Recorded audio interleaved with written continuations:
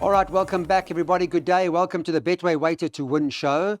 Good to have you. We had Thursday vaal racing. We're doing this on the Wednesday morning prior to Thursday racing, so please take note. We had the vaal on the outside track, and update regarding configuration where the outside rail will be in by 12 metres, and then with about 500 to go, there'll be a couple of metres spur, so it'll be a 10-metre outside rail thereafter. So that's basically the latest, which would mean they're probably going to use most of the inside track. We start with the opener, which is a work riders maiden plate over 1,400 metres. Just before I do that, I want to chat to Daryl quickly about the Betway Summer Cup. I spoke to Mace Roberts on what's today? Wednesday. Yesterday, I think we spoke, yeah. And he said to me that, because I wanted to find out about what is the route that See It Again is going to be taking. And he's going to prep him in a Pinnacle plate or Pinnacle race on the Sunday, the 3rd of November. So he'll have a run. The favourite in the Betway Summer Cup is 33 to 10 at the moment. And then he's coming to the Summer Cup, I think the Thursday or the Friday before. Okay. Said the horse is in good shape, he's well. How did he take his gelding? He says spot on. And he doesn't need a lot of work apparently, so he's very well. Yeah, I can't wait to see him on that long Turfentine straight. Yes. I think he'll love it. And So the Flagman's not coming up anymore, eh? Has that been called off? That's Okay. the news that's just broken. Clyde, sure. Now, you know, Penicilla was beaten on Cat O'Clock in her penultimate start at restrictive odds, right? Yes. Now, I always thought Penicilla gets the choice of rides from Tony Peter, but it looks like Charmer's been given the opportunity here. A little bit wary about the 1400. It might be a bit of a stretch for her, but you know, Charmer's a patient work rider. So I think she must be in with a strong winning chance. She's just proven very costly to follow. And Unless the first time is... Yeah, unless the first time is alive, which I know nothing about. Great to see Olsen have a winner midweek. Yes, well done, Olsen. And I think he's got a cracking chance of having a double within a short period of time. You know, Jilted, this filly is probably one of the most unlucky fillies in racing. Everything seems to go wrong when she comes to the track. Take note, Clyde, she is being fitted with a set of blinkers for the first time. Anati Fenny, you know, this work rider has probably got the highest strike rate out of all work riders. He doesn't ride often. He was suspended for a couple of months, but you know, his win strike rate is exceptional. Clyde, you touched on the false rail. The inside's at 0, so maybe she's on the right side of the track. Yeah, absolutely. No, She will be, yeah. I think we will get through the first leg. If you're not entirely convinced, have a look at number 6, Bella Boop Boop, for wider perms and even trifectas and quartets, yes. But I think we will get through, Clyde. 1 and 4. Okay, 1 and 4 in the bipod first leg by 1, 3, 4. By 2, 3, 10, 13, 14. We've got a few bankers just now. Banker 5 in leg 4 and banker 1 in leg 5. And then 6 and 9 at the back. That'll cost you 60 Rand. Okay, this race, let's move on now to our next event on the card. Have a look at what's happening in the running of the second. It's a graduation plate over 1,500 metres in a plated race. As your weights, you'll see Mia Moo is a 102 and Happy Mo is a 91. The market's got Mia Moo priced up quite short. She's 13 to 20 to win this event. She was an impressive winner of her last start. She won well. And Happy Mo, who's been ultra consistent, is the second price with Betway. They got her at 15 to 10. So it does appear to be the two of them, although a lot of people be leaning towards Mia Moo, thinking that, you know, based on what they saw last time, that she's well above. Yes, Clyde. You know, they bounced her last time out on the inside track. She was drawn 4 out of 5. She went handy. And she kept on finding in the straight. You know, it looked like she was going to come under pressure, like 100 from home, but towards the end she was going away from them. So I think she's going to love the step up in trip, but she never achieved her rating last time out. She ran below that, and the form line wasn't really done any favors out at Turfentine on Tuesday. I mean, say it loud, did run second. But we expected her to win, and Bossum Buddy ran unplaced. But I think she's going to come on from that run, and I'll give her a strong winning chance. strictly at the weight, she's certainly slung in over here. I mean, the second best in is Happy Mo, and she's 11 pounds or 5.5 kilograms out at the weights. But she's got a lot of fitness, racing fitness on her side. She's drawn one now that World of Alice has been scratched. You can see my perm, I put them both, but that was because of World of Alice being in the race. You can bank her either or. Happy Mo, she's gonna dart that inside running rail. She's got fitness on her side. She's gonna control it up front. You know, last time out against the boys wasn't a bad run whatsoever. There've been a few runners from that form line, a lot of placings in open company. So I've got a healthy respect for her. But I think Mia Moo's obviously the class in the race, but she's still building this or using this as a prep going into the features. So I wouldn't be surprised to see Happy Mo upstage her. Interesting. I think it's a match race. Yeah, interesting. Okay. So Mia Moo may not be completely race over. 13 to 20 is not an option at this point in time after listening to Daryl, although she does have the class and the ability. 3, Happy Mo, he has the utmost respect for, and there's your place accumulator for 160 Rand. Okay, you're back with us. Welcome back. Our third race on the card. It's time for the pick six at the Vaal today and see what we can work out in this particular event. Note the scratchings. Just an update on race 3 when we did it this morning. In the third, take out the 7 and take out the 14. They're both not running. Betway's market on the Wednesday morning has got this horse Kylie Scheiberg, number 2, top of the boards. It's priced up at 22 to 10. Second choice, number 3, Solar Sail, who's at 9 to 2. 6 to 1 about Baynak. And then you've got Sean Terry's first timer, who's priced up at 7, 8 to 1, Satchagara, something like that, who's in the market. There hasn't been much support or interest in it at this point in time. So, Christmas around the corner. You see, Elon Musk is giving away $1 million a day. Have you seen that promotion? Oh, I saw it, Clyde. Doesn't help us, though. Doesn't help us, but $1 million a day if you sign a petition. You stand in line to win cash. Oh, good luck to them. Clyde, we need to change the form, eh? We've had a hell of...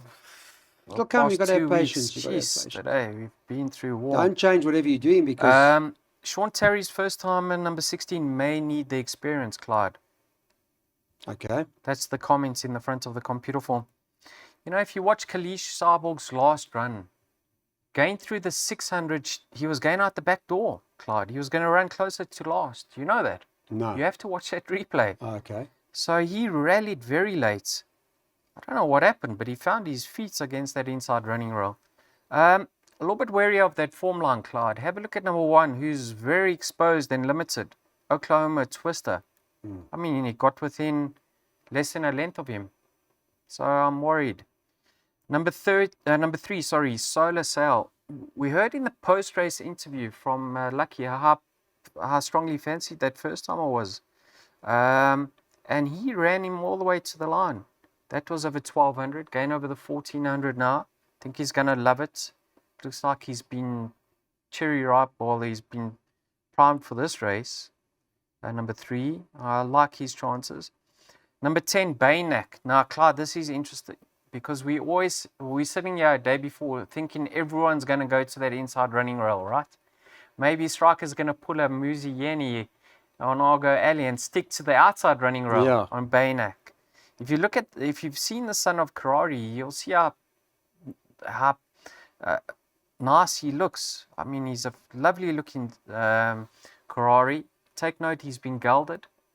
So I think he can make marked improvements. Number 13 is a Danube. Only had 2 starts today. Last time out, beaten just over 4 lengths. The winner won by 4 lengths on that occasion. So he did step up from his debut efforts. Yeah, so Clyde, I don't know what to make of this race. I put in the scratching as well before I knew he came out in force law because himself and Kalish Saarborg finished alongside each other. I don't know. Like probably sitting here, leaning towards Solar Sail at this stage, Clyde. Okay, so perhaps it is Solar Sail, but it's this is not easy, this race. Not easy at all. And Daryl Marie's worked out a pick 6 that's on your screen at the moment. It comes to 14.40, the pick 6. Take note of that, and let's get that pick 6 on. Race number 3. Okay, welcome back. Let's take a look at our next race on the card now. It's a graduation plate and it's over 1,100 metres.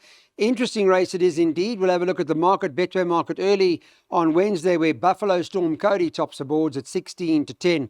That is the current favourite. 2 Simric is the second choice at 22 to 10. And 7 to 2 about number 4, Elegant Ice. 5 to 1, Biofarmer. And 12 to 1 and better the balance. Quick 1,100 metre. Buffalo Storm Cody, your first choice, I see on your exotics. He is.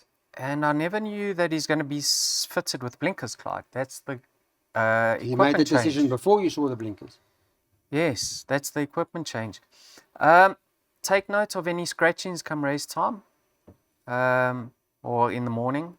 I don't know if number 6 and 7 are going to line up over here, Clyde. Okay. You know, Buffalo Storm Cody, he's been so unlucky in his last few starts. His last 3 starts, in fact, Clyde. He was done at Greyville. He was caught a little bit wide in his penultimate start. He rallied late. He caught my eye on that occasion. And then last time I Clyde, 3 wide on the inside track. Very unlucky in running this horse. Up the straight, he's not favorably treated at the weights over here. You know, the 2 best in over here are Elegant Ice and Moving In, ahead of Biofarmer. So on paper, Buffalo Storm Cody is only 4th best in over here. But Clyde, he's so much better than his most recent starts. You know, Tony won the race last time out with Gorgeous Klein. In his post-race interview, he made it clear that we mustn't write off the son of Buffalo's Bull Cody. Maybe the blinkers can assist him in getting back onto winning ways. Yeah. Okay. Clyde, in his penultimate start, when second to lead the charge, he had Taxi to the Moon 3 lengths behind him. Okay, he was in receipt of 3 kilograms. Yeah. But he had him 3 lengths behind him, or he beat him by 3 lengths. Simric was beaten, excuse me, Clyde, 2 lengths by Taxi to the Moon. Okay, he only was in receipt of half a kilogram.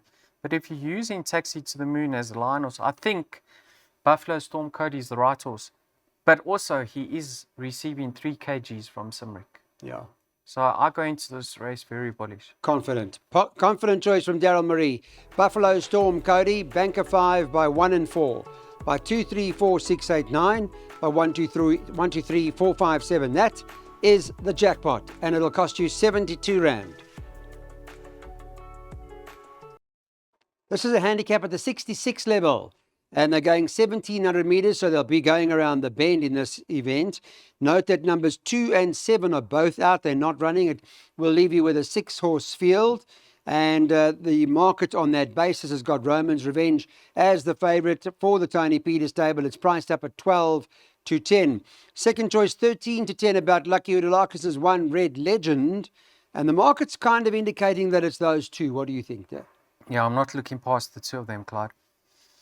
We did lock Vava Vegas last time out. He got touched off, very unlucky. But Yes. I think the other 2 are the 2 to focus on over here. I prefer Red Legend. Clyde, now in the book over there it says 0 from 0 runners. Take note, it's 2 from 2 now. You know that. Okay. 2 Guy, winners. Guy Alexander won at Turpentine on the inside track That's on Tuesday. right. Panning Gold, who finished 30 lengths behind in this race, Clyde, came out and won. What do Okay. you make of that now? No, well, that's great. And then the horse Caliburn ran 3rd. Those Yeah. are the only 3 runners from the Form 9, so that's quite solid. Yes, Quite and solid. I love the fact that he's coming back to 1,700. In his penultimate start, okay, it was on the classic track, but it was also around the bend from a neat draw. It was a smooth victory. So I think he's improving. The pennies finally dropped, but he is taking on Roman's Revenge. Now, Tony's made it clear that he rates the son of Fireaway, holds him in high regard. It was great to see him win with a lot in hand last time out. Maybe just get his confidence up. Yeah, that form line hasn't really lit up at this stage, Clyde. And because of Red Legend's form line being franked, I have to favour him. So 1 from 4. Yeah. And that, I mean, he was running on over 2,000 metres, this horse. That you like. Red Legend? Yeah, he was running on. He was making up ground, over 2,000. Now it's a 17. It's not a worry. No, not at all. You're not worried about that. Okay, good. That's the latest then in terms of where we're at next. Now let's take our jackpots, and we're going at 2 horses 1 and 4 in this race by 2, 3, 4, 6, 8, 9, by 1, 2, 3, 4, 5, 7, by 4, 8, 10, and 11. Okay, welcome back. This is the book for the Betway Summer Cup. It's a handicap at the 84 level, and it's run over 1,700 metres, so the starting stalls will remain where they are. Let's have a look at the latest in terms of any scratchings or anything like that. Yes, number 5, Eiger Sanction, is not running, so that will leave you with a field of 9. Market-wise, they've got the Shinto Shrine top of the boards at 5 to 2 favourite. That's number 6 on number 8 on the card. Then you've got Diesel Shadow at 28 to 10 as the second favourite. Captain of the Green is trading at 7 to 2. You might get 4 to 1, and then 5 to 1 and better about the others. Tough race. Clyde, I could have gone short in this race.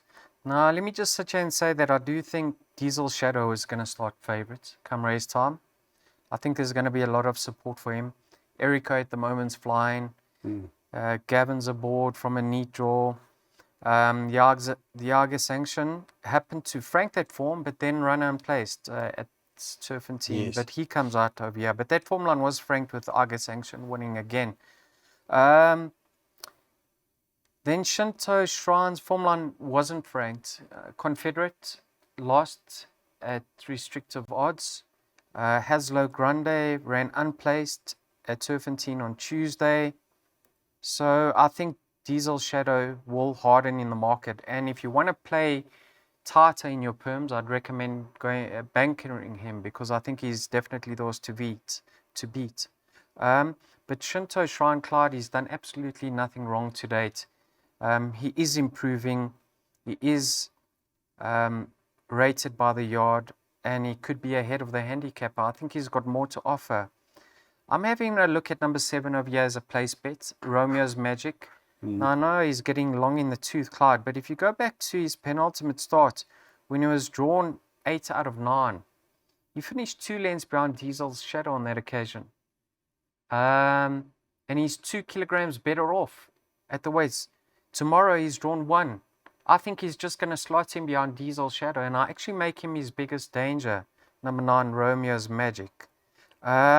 22 to 10 a place if you want. Yeah, I think he'll finish in the money. Don't discount Miller. He's capable on his days. A small field, he can challenge late. Sure. Captain of the Green. I mean, he won for Fabian last time out. I don't think he was near ready. Striker sticks with him. And then Player on his day, I mean, he can certainly upset the apple cart. Yeah. But yeah, in order, I'm going 6 from 9, Clyde. Okay, Romeo's Magic's the value at 22 to 10 a place with Betway, and Daryl suggesting Diesel Shadow could end up being the right one. But what does appear to be an open race? Okay, welcome back. Race number 7. This is a handicap at the 80 level over 1,200 metres. This is a take a bet winner number handicap. And just to have a look at the market, you've got this horse Gorgeous Klein, who's top of the boards at 5 to 2, 7 count.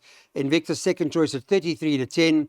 And then you've got Ampersand number 4, who's priced up at 5 to 1. You can get 7 to 1 or 8 to 1 about the others. Looking at the form lines of the top 2 or 3 in the market, nothing's really come to run yet. So it's been very quiet, I suppose, early days. But is there any spook in the pack that you found here, or what's the plan? Clyde, it could have been franked by now. Oh, yes, with Buffalo. Buffalo, that's right, earlier. Well, hopefully for your sake, it's franked. Hopefully. Otherwise, it's another lose after. No, well. Welcome Clyde, to the real world. You know how this game works, you miss the wedding and then you go to the funeral. Sure. I'm not saying that's going to happen over here, but last time I had Gorgeous Klein was expected to need the run. And now he's favourite. So, you know, this game works in funny ways. But strictly on paper, Clyde, have a look at number 4, Ampersand. I mean, he finished 2.5 lengths behind Gorgeous Klein, also returning from a layoff. And he's as much as 5.5 kilograms better off, Clyde.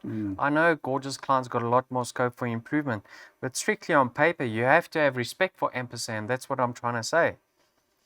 A little bit of a spook could be number 5 over here. Super awesome.